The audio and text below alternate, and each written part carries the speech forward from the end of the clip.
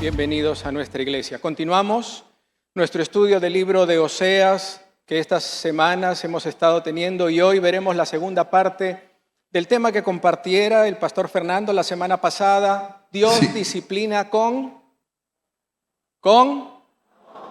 amor. Y si Dios tiene que disciplinar, ¿eso quiere decir que las cosas están yendo bien o están yendo mal? Mal. Si no, no tiene razón, ¿no es cierto?, que haya una disciplina. ¿Y quién es el que está yendo mal? Ustedes. Y en la predicación y en el tema, en el desarrollo, ¿quiénes están yendo mal?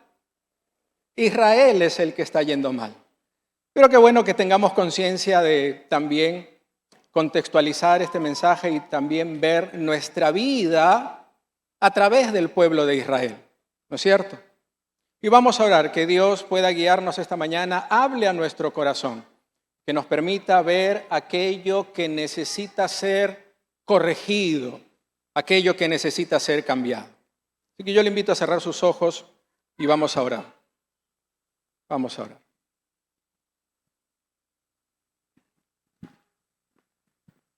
Señor, esta mañana, habiendo levantado nuestra voz en alabanza y habiéndonos dirigido a ti para exaltar tu nombre, Padre, llegamos a este tiempo en el que abrimos tu palabra y te rogamos, Padre, que tú hables a nuestras vidas, tú nos instruyas, nos hagas ver nuestra vida a la luz de Israel, a la luz de tu palabra, y nos des, Señor, la determinación de poder corregir, cambiar nuestro rumbo, nuestra vida, ponernos a cuentas contigo si ello es necesario. Habla tú a nuestro corazón. Ponemos en tus manos esta hora, en el nombre de Jesús. Amén. Hemos aprendido estas semanas que nuestro Dios es un Dios que disciplina, es un Dios que corrige, es un Dios que forma. Y el libro de Hebreos lo dice justamente en el capítulo 12, porque el Señor al que ama disciplina y azota a todo el que recibe por hijo.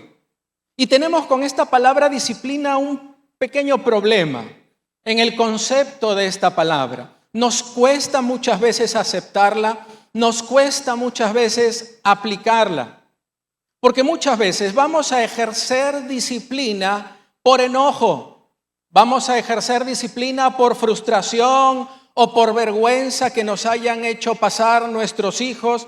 El asunto es que vamos a ejercer disciplina de una manera incorrecta. Pero es el amor, por otro lado, lo que motiva a nuestro Dios a disciplinar a uno de sus hijos. Cuando Dios va a disciplinar, lo va a hacer con amor. Y a veces nos resulta incompatible a nosotros amor por un lado y disciplina por otro lado. Y eso le resulta aún más incompatible a nuestros hijos cuando buscamos corregirlos o los disciplinamos. ¿No es cierto? La disciplina que es motivada por el amor busca ¿qué cosa? Busca ¿qué cosa? Corregir. Eso es lo que busca la disciplina. La disciplina no busca destruir. Aprendimos también que nuestro Dios, porque nos ama, nos disciplina. ¿Y con qué fin Dios nos disciplina? Con el fin de producir arrepentimiento y cambio. Esa es su motivación. Ese es su fin. Y si Dios tiene que disciplinar nuestra vida, eso quiere decir que en nuestra vida hay cosas que no están yendo bien. ¿Por qué hablamos de disciplina? Porque Israel en este caso se ha apartado de Dios, le ha dado la espalda. Y en medio de esto, Dios muchas veces le ha hablado y no ha escuchado la reprensión de Dios dada por medio de sus profetas. Vez tras vez ha enviado profetas, les ha advertido, los ha animado a volver, les ha dicho: acércate a mí, arrepiéntete, estás yendo mal, corrígete. Y ellos no han hecho caso. Lo único que queda es el castigo. Y Dios, para que aplique su castigo, su disciplina frente a la desobediencia y el alejamiento de Israel, ha escogido al imperio asirio para poder tratar con este pueblo suyo rebelde. Dios va a aplicar disciplina. Pero antes de que Dios ejecute el castigo, le va a dar dos oportunidades. Decíamos también que Dios le va a dar un consejo por medio del profeta. Búscame, acércate a mí, porque es tiempo de buscar a Jehová hasta que venga y os enseñe justicia. Estás yendo mal, ven a mí, te voy a decir cómo corregirte. Estás yendo mal, acércate a mí y te voy a enseñar lo que es correcto. Pero ¿qué es lo que hace Israel? No sigue el consejo de Dios, no le interesa. Es arrogante, está confiado en su entendimiento, en su sabiduría, en su fuerza militar. A mí nadie me va a hacer nada, yo puedo solo. A mí nadie me dice cómo hacer las cosas, a mí nadie me dice cómo vivir. Yo sé lo que hago. Terco, seguro de sí mismo, perdido en absoluto y arrogante encima. ¿No actuamos así muchas veces con Dios? Lo segundo, Dios le va a hablar con amor. Le va a decir, cuando Israel era muchacho, yo lo amé y de Egipto llamé a mi hijo. Dios va a intentar que Israel reflexione y dé pasos de arrepentimiento. Y para esto dijimos, Dios le va a hablar a su pueblo con amor y le va a decir 4 cosas para hacerlo reflexionar. Y veíamos la primera de ellas. Les va a decir, recuerda de dónde, ¿qué cosa? De dónde te saqué. O a nosotros, de dónde te he salvado, de dónde te he rescatado. Dios los lleva al momento cuando los libera de Egipto. Cuando Israel era muchacho, yo lo amé y de Egipto llamé a mi hijo. Dios elige a este pueblo y la base de la elección de Israel fue el amor de Dios, no ellos. Y eso se los va a recordar por medio de Deuteronomio el capítulo 7. Y les va a decir, no por ser vosotros más que todos los pueblos os ha querido Jehová y os ha escogido. Pues vosotros erais el más insignificante de todos los pueblos, sino por cuanto Jehová os amó. Israel estaba envanecido, se sabían el pueblo elegido por Dios. Dios los había protegido, los había cuidado, los había bendecido. Y ellos pensaban que se lo merecían.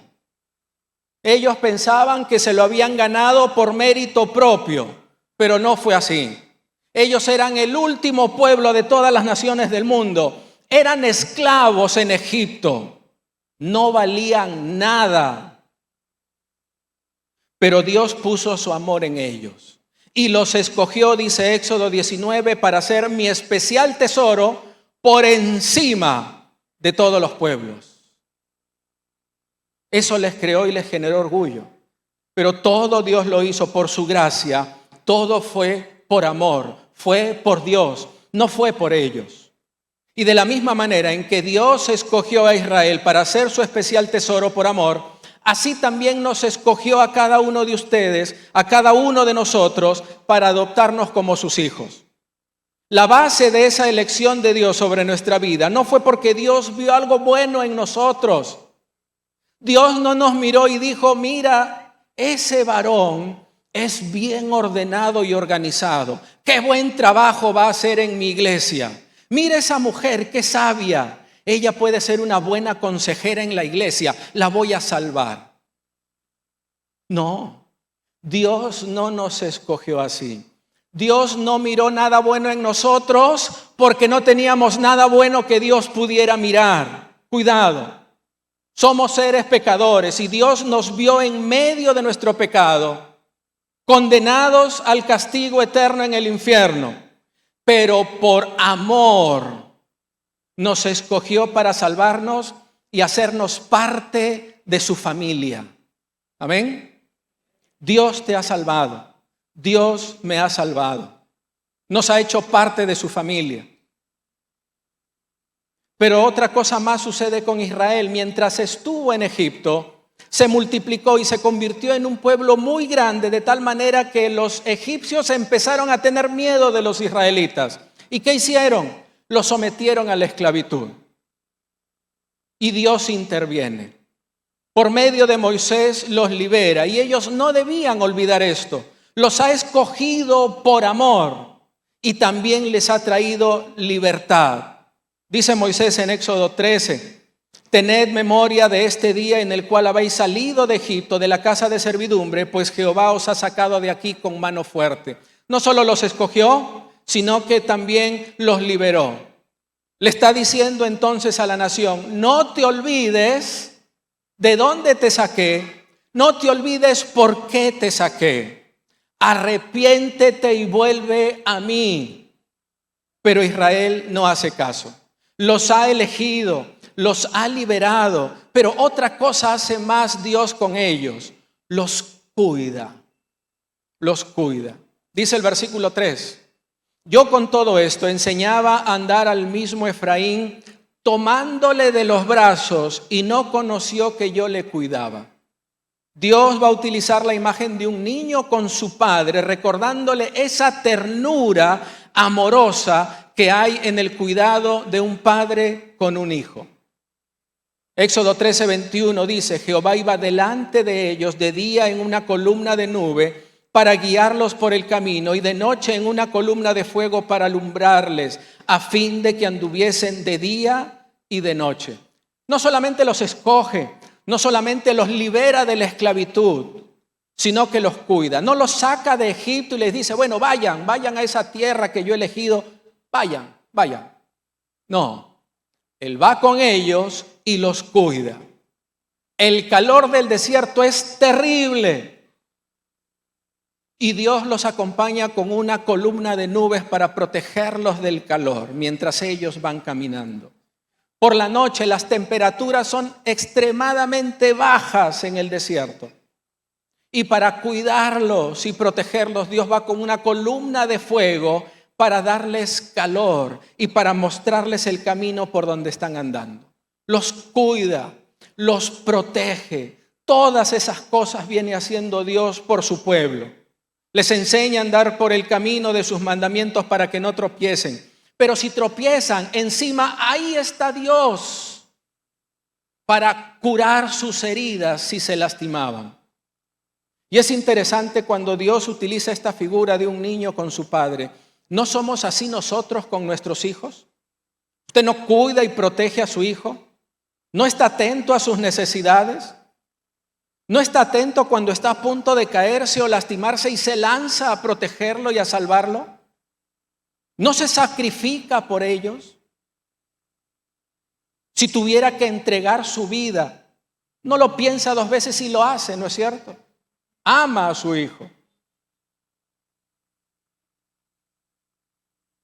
¿Qué esperaría uno después de hacer tantas cosas a favor de otra persona o de sus hijos? Cuidado, atención, protección, sacrificio, mostrarle amor. ¿Qué es lo mínimo que usted esperaría de alguien o de sus hijos que le digan? ¿Qué es lo mínimo? Gracias, ¿no es cierto? Gracias por todo lo que me estás dando, por la forma en que me cuidas, me amas, me proteges, provees para mis necesidades. Gracias. Una actitud, por lo menos de nuestros hijos, de obediencia, de sujeción por todo lo que como padres hacemos por ellos. Y yo me imagino que sus hijos lo hacen. Pero ¿qué hace Israel después de todo lo que Dios ha venido haciendo con ellos? ¿Qué es lo que hace? ¿Cómo reacciona? ¿Cómo actúa? Dice el versículo 3, y no conoció que yo le cuidaba. Ingratitud. ¿De dónde viene el cuidado, la bendición? ¿De dónde vino la libertad, la provisión, la bendición, la tierra en la que ahora estamos? El cuidado. ¿De dónde vino? No sé. ¿Qué, Dios? ¿Dios era? No sé. Ingratitud. Eso es lo que caracteriza a Israel. No solo usa la imagen de un padre con un hijo, sino la de un animal bajo el cuidado de su amo. Versículo 4. Fui para ellos como los que alzan el yugo sobre su cerviz y puse delante de ellos la comida. Es la imagen del labrador que no deja que el buey se canse con el trabajo duro, sino que lo más hermoso que hace este labrador es quitarle el yugo a este buey para que él mismo le dé de comer. El israelita entendía y conocía esta figura que Oseas les está presentando. Y esa es la imagen de un Dios que trata a su pueblo con ternura, con suavidad, con compasión. Ese es el Dios de Israel. Fíjense entonces, hermanos, cómo no amar a un Dios que se presenta y se muestra de esa manera con nosotros, que se muestra de esa manera con Israel. Dios, un Dios de amor y gracia, un Dios que provee para todas sus necesidades, un Dios que los cuida y está atento siempre para protegerlos. ¿Cómo no amar y seguir a un Dios así? Pero Israel no lo hace. Ingratitud. Lo segundo que le dice, no olvides el castigo que viene, es severo, va a ser duro. Otra forma de mostrar su amor, decíamos que era mostrándole lo severo que sería el castigo con el fin de hacerlo reflexionar. La reacción de Israel frente a todo el amor que Dios le estaba demostrando era ingratitud.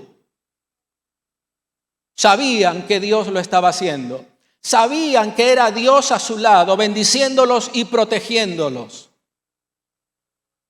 Pero simplemente no había en su corazón el deseo de darle gratitud a Dios. Dice el versículo 2, cuanto más yo los llamaba, tanto más se alejaban de mí. A los Baales sacrificaban y a los ídolos ofrecían sahumerios. A pesar de todo, Dios constantemente, a través de sus profetas, Moisés, Oseas, Miqueas, Isaías y tantos otros más a lo largo de la historia de Israel, siempre estaban ahí para llamarlos para que abandonen su pecado, para que se vuelvan a Dios. Pero tanto más, dice, cuanto más yo los llamaba, tanto más ellos se alejaban de mí. Disfrutaban su pecado. Negaban a Dios. Había rebeldía en su corazón, consciente contra Dios. Lo peor de todo, no simplemente se alejaban de Dios, sino que ahondaban más su pecado. Dice la segunda parte del verso 2, a los Baales sacrificaban y a los ídolos ofrecían sahumerios.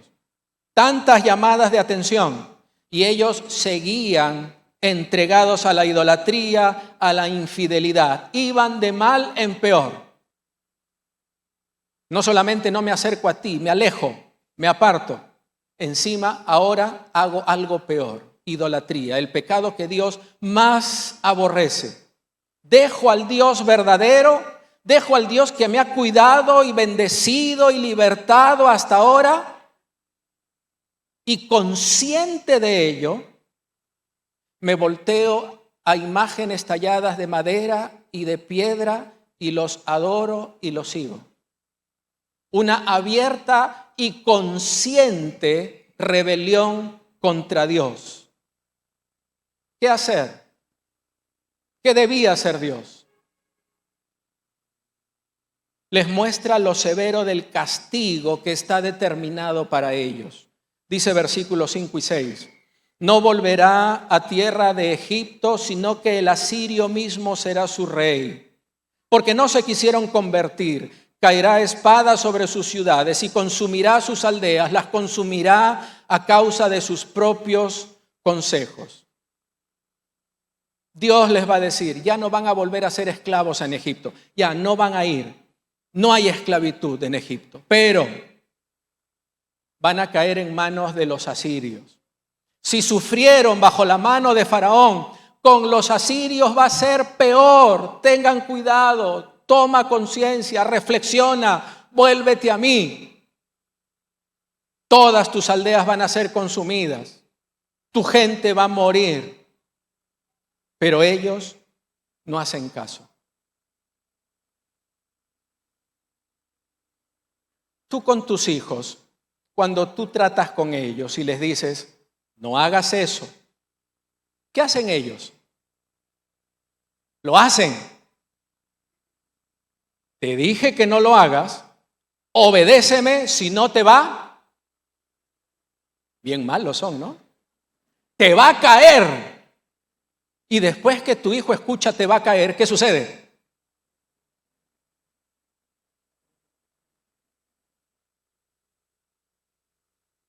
Te escuchan. Saben qué cosa es el te voy a dar de mamá y papá. Escuchan, se alejan. No siempre.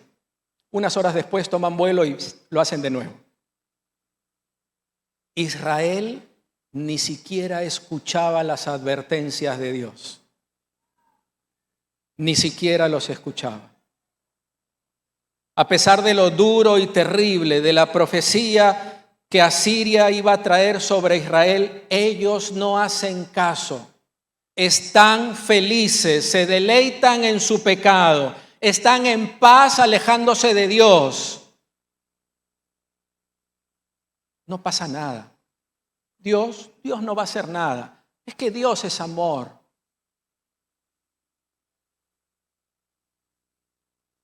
Nuestro Dios es un Dios de gracia.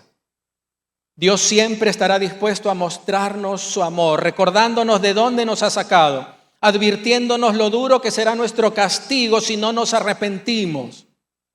Pero ni el amor que Dios les mostró, ni las advertencias de castigo que les dio por el pecado en el que estaban, los hicieron reflexionar. Israel se volvió cada vez más ingrato y rebelde. Esa es la situación de Israel. Y muchas veces aún puede ser nuestra situación. Lo tercero, los 2 puntos siguientes, que Dios va a decirle a su pueblo para que se arrepienta y reflexione. Te amo y quiero el perdón para ti. Esto desarmaría a cualquiera. Si yo advierto a mi hijo, no lo hagas, te voy a castigar. No seas desobediente, y él sabe que lo hace y sabe que desobedeció y ahora merece el castigo y espera que los castiguemos y le decimos, te amo y quiero perdonarte. Nos desarma por completo. Debe venir castigo, pero hay gracia y misericordia. De aquí en adelante Dios cambia la forma en que habla con Israel. Los primeros 2 puntos son dirigidos directamente hacia Israel. Tienes que recordar de dónde te saqué y ten presente el castigo que está determinado para ti. Va a ser duro, va a ser severo. Reflexiona, acércate a mí. No hacen caso. Ahora Dios va a cambiar el tono con el que se dirige a Israel. Y en estos versos Dios manifiesta su amor de una manera diferente. Dice el versículo 8, ¿cómo podré abandonarte, oh Efraín? ¿Te entregaré yo, Israel? ¿Cómo podré yo hacerte como Adma o ponerte como a Zeboín? ¿Cómo podré hacerte eso? En los primeros capítulos de este libro de Oseas, como un esposo traicionado, Dios no dejó de amar a su pueblo. Ahora, como un padre despreciado, Dios no dejó de buscar con amor y compasión a su hijo. Israel se había apartado de él y se había hundido en una vida de idolatría y de pecado. ¿Merecían sus acciones el castigo divino? Sí, lo merecían. Y para reforzar la terrible idea del castigo que está por venir sobre ellos, Dios les recuerda un episodio en la historia donde Él sí retiró por completo su compasión, su paciencia, su amor, su misericordia. A ver si reflexionan. Deuteronomio 29. Toda esta tierra quedó devastada con azufre y sal. Es una tierra baldía, sin cultivos, donde no crece nada, ni siquiera un tallo de pasto. Es como las ciudades de Sodoma y Gomorra, Adma y Zeboín, las cuales el Señor destruyó en su intenso enojo. ¿Recuerdas la historia? Señor, si hubieran 100 justos, ¿perdonarías a la ciudad? Si hay 100, las perdono. ¿Habían 100? No. Señor, si hay 10, ¿perdonarás a la ciudad? Sí, la perdonaré. ¿Habían 10? No había ni un solo justo. Y Dios derramó su juicio y su castigo sobre estas ciudades, tanto que estas ciudades de Adma y Zeboín, cercanas a Sodoma y Gomorra, son alcanzadas por el juicio de Dios y borradas por completo de la faz de la tierra. Terrible y drástico el juicio de Dios. Y Dios se hace estas 3 preguntas. ¿Voy a abandonarte? ¿Voy a dejarte ir a la destrucción? ¿Voy a destruirte como Adma y Zeboín? Y la respuesta a estas 3 preguntas que Dios se hace es un contundente no. No lo voy a hacer. Sus palabras muestran la perfección del inigualable amor de Dios y muestran toda su compasión por su pueblo. ¿Cómo podría destruirte así? Mira lo que dice la Nueva Traducción Viviente en el versículo 8. Mi corazón está, ¿qué cosa? Mi corazón está desgarrado dentro de mí, mi compasión se desborda. Dios ama a su pueblo. El corazón de Dios se conmueve. Israel no sufrirá el mismo destino que las ciudades de Adma y Zeboín que fueron destruidas junto a Sodoma y Gomorra. ¿Van a ser castigados? Sí. Van a ser disciplinados por Dios. El castigo va a venir, pero no los va a destruir. No los va a destruir. Hermanos, es por el amor de Dios y por las misericordias de Dios que Israel finalmente no fue consumido y nosotros hoy no hemos sido consumidos por nuestro pecado. Mira, según la ley de Moisés, un hijo rebelde debe ser entregado a las autoridades de la ciudad y apedreado hasta morir. Deuteronomio 21. Supongamos que un hombre tiene un hijo terco y rebelde, que no quiere obedecer ni a su padre ni a su madre, a pesar de que ellos lo disciplinan. Tendrán que llevarlo ante los ancianos mientras estén juzgando. Entonces todos los hombres de esa ciudad lo matarán a pedradas. De ese modo limpiarás esa maldad que hay en medio de ti y todo Israel se enterará y tendrá miedo. Dios lo había establecido. Ese pecado, esa desobediencia, esa rebeldía no puede ser aceptada. Sáquenlo y mátenlo. ¿Qué hacen el resto de hijos y vecinos que había alrededor? ¿Qué hacen las generaciones futuras? Cuidado, hay que obedecer a mamá y a papá. No podemos ser rebeldes, no podemos deshonrarlos. Mira lo que nos puede pasar. Tomo consejo, tomo las previsiones y ordeno mi vida. Las leyes estaban dadas. ¿Cómo podría Dios hacerle esto a su amado hijo Israel? Su amor y compasión permiten que Israel tenga otra oportunidad más. Su amor y compasión no le permiten actuar de la misma manera que actuó con estas ciudades de Adma y Zeboín que fueron destruidas. Su amor y compasión. Mi corazón está desgarrado dentro de mí y mi compasión se desborda. ¿Merecen sus acciones el castigo? Definitivamente sí.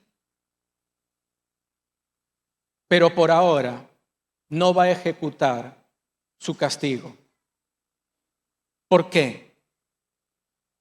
Porque Dios los ama y quiere perdonarlos. Tanto así, otra oportunidad más, otra vez, nosotros no hubiéramos esperado tanto, ¿no es cierto? A la primera va una, ya, van dos, Y a la tercera les caemos a nuestros hijos y los disciplinamos, o a quien merezca el castigo y la disciplina. No esperamos más. ¿Cuántas veces han pasado? ¿Cuántos siglos han pasado? ¿Cuántas desobediencias y rebeliones ha manifestado Israel a Dios? Muchas, muchas. Pero su amor y compasión están presentes. Dice el versículo 9, no ejecutaré el ardor de mi ira, ni volveré para destruir a Efraín. Israel tiene que sufrir por su pecado, sí, va a ser castigado, va a ser disciplinado, pero el fin de todo este proceso no va a ser la destrucción, sino finalmente la restauración del pueblo de Israel. Va a aplicar su justicia. Dijimos que la disciplina que es motivada por el amor busca corregir y no destruir, y que la disciplina busca arrepentimiento y cambio, corrección. Eso es lo que hace Dios. Por eso nos disciplina, porque nos ama. Romanos 6 va a decir, la paga del pecado es muerte. Pero Dios en su misericordia con su pueblo pospone el juicio, movido por su compasión hacia su pueblo. Les concede gracia en vez de condenación y les da otra oportunidad para arrepentirse y acercarse a Él. Gracia. No lo merecían, solo merecían castigo. Pero tan grande como es su amor, es la gracia de Dios sobre su pueblo y es la gracia de Dios sobre nuestras vidas. ¿Por qué Dios no aplicó el castigo de inmediato a pesar de tanta ingratitud y pecado de Israel? ¿Por qué? Porque Dios no actúa como actúa el ser humano. Dios no actúa como nosotros, con ira implacable, con ira irracional. No, Dios no actúa así. Nuestro Dios está dispuesto a perdonar. Dios siempre está dispuesto a dar otra oportunidad. Acerquémonos a Dios. Busquemos su perdón. No pensemos que porque no pasa nada, entonces no es pecado, entonces no es tan malo. No, Dios es amor. Cuidado. Isaías 55 va a decir que los malvados cambien sus caminos y alejen de sí hasta el más mínimo pensamiento de hacer el mal. Que se vuelvan al Señor para que les tenga misericordia. Sí, vuélvanse a nuestro Dios porque Él perdonará con generosidad. ¿Por qué no te acercas al Señor y le has pedido perdón por ese pecado? ¿Piensas acaso que Dios no te va a perdonar? ¿Piensas acaso que tu pecado es tan grande que su amor y misericordia por ti no alcanzan para perdonarte? Dios espera. Dios es paciente. Dios da oportunidades. Dice el verso 9, porque Dios soy y no hombre. El santo en medio de ti, no entraré en la ciudad. Si Dios venía y aplicaba su juicio y su castigo y disciplina sobre Israel, los hubiera borrado de la faz de la tierra. No entraré en la ciudad. Les voy a dar otra oportunidad. Los voy a disciplinar, los voy a castigar, voy a mandar al imperio asirio. Yo no entraré en la ciudad. Dios nos ama. Dios quiere perdonarnos, pero su paciencia tiene un límite. No juguemos con la bondad y el amor de Dios. Cuidado. Gálatas 6 va a decir, no se dejen engañar. Nadie puede burlarse de la justicia de Dios. Siempre se cosecha lo que se siembra. No podemos burlarnos de la justicia de Dios. A pesar de todas las palabras de amor que Dios le dirigió a su pueblo, Israel finalmente va a ser castigada por medio del imperio asirio. La disciplina es necesaria. Y en medio del dolor de la disciplina, en medio de la desesperación en la que caigan cuando Asiria venga sobre ellos, por el dolor y el sufrimiento, entrarán en conciencia y clamarán a Dios por salvación, y Dios responderá. ¿Por qué tenemos que esperar a llegar a ese punto para acercarnos a Dios? Y lo cuarto que Dios va a decirle a su pueblo para que se arrepienta y reflexione: Israel, tienes un futuro y este es esperanzador. Uno que es malo y que le dicen que es malo, ya pues soy malo, pues ya no puedo hacer nada bueno. Entonces como soy malo voy a seguir haciendo cosas malas. Ya está, soy malo. Pero Dios le dice: Israel, tu futuro es esperanzador. Dios continúa hablándoles y les muestra que a pesar de su infidelidad, la fidelidad de Dios con ellos continúa activa. Dios les muestra el futuro lleno de esperanza. Dice el versículo 10, en pos de Jehová caminarán. La Nueva Traducción Viviente dice: pues algún día la gente, mi pueblo, me seguirá. En otras palabras, ustedes finalmente volverán a mí, me seguirán. Dios está hablándoles de la restauración final de Israel, un tiempo en el que Israel caminará en obediencia a Dios, en el que andarán en una relación estrecha nuevamente con Él. Y Dios utiliza dos imágenes para hacerles ver esto. La primera imagen es el rugido de un león. En pos de Jehová caminarán. Él rugirá como león. Rugirá y los hijos vendrán temblando desde el occidente. No tenemos muchos leones en Lima, en el Perú. ¿Usted ha ido al Parque de las Leyendas? Y ese día al león se le ocurrió rugir. Lo has escuchado, ¿no es cierto? Su rugido es fuerte. Su rugido es grave. Dicen los estudiosos de los animales que el rugido del león es escuchado a 8 kilómetros a la redonda. 8 kilómetros. Es fuerte, majestuoso. Y cuando el resto de animales escucha el rugido, tiemblan. El temor se apodera de sus corazones. Ninguno se mete al territorio del león. Pero la figura que está utilizando aquí Oseas es Dios llamando a su pueblo del cautiverio con una voz irresistible descrita como el rugido de un león. Dios llama y los cautivos volverán a Dios como los cachorros siguen al león, temerosos, temblando, pero también seguros, porque Él los defiende. ¿Quién se mete con los cachorros del león? Nadie.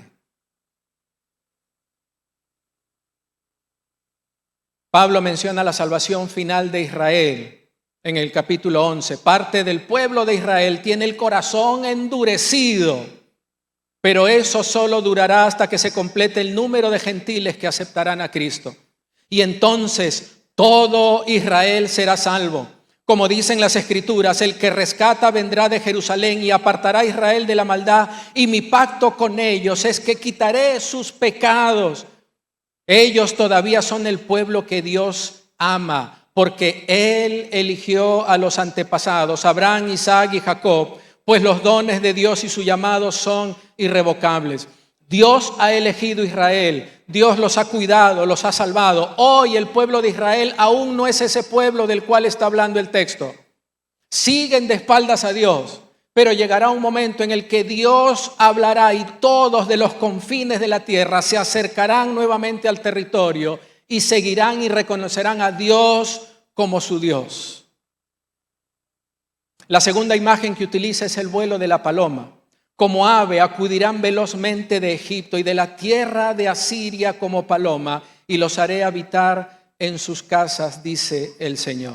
Esa palabra vendrán tiene el significado básico de saltar y se refiere a un movimiento rápido, que es lo que hace justamente en esta comparación la paloma.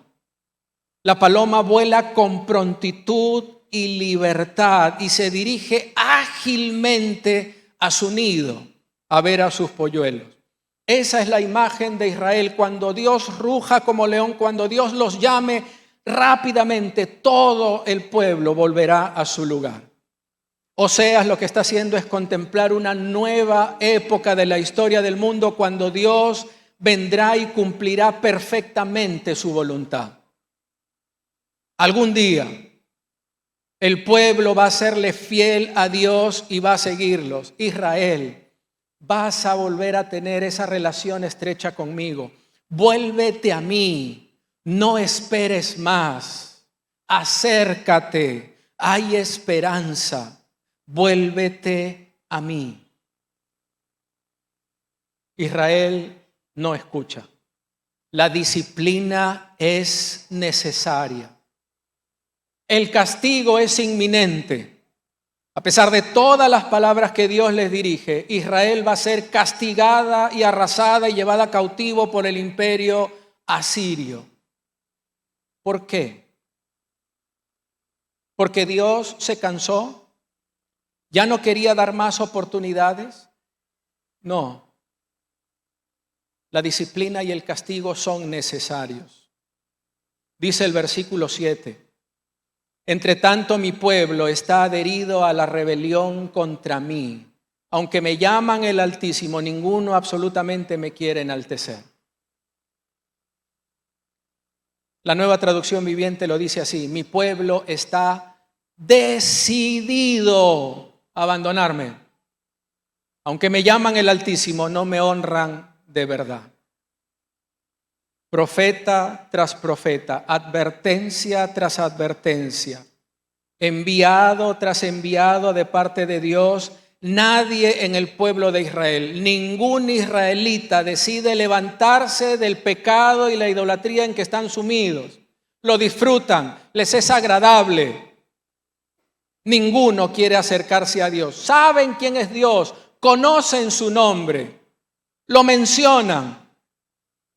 No me honran de verdad. Saben quién soy, pero no viven vidas que me agraden.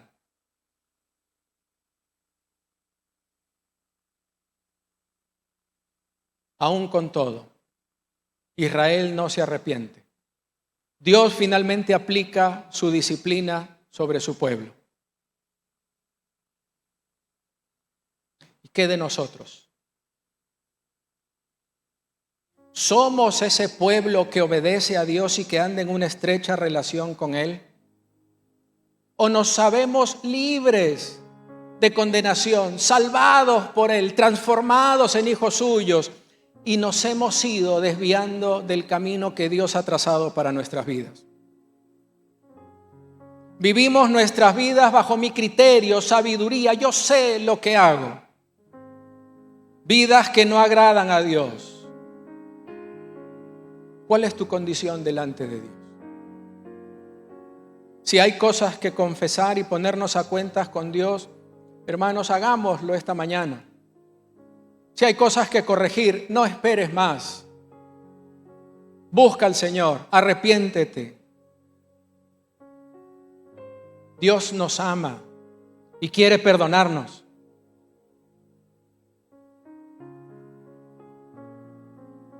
Amigo que nos visitas, Dios da muchas oportunidades.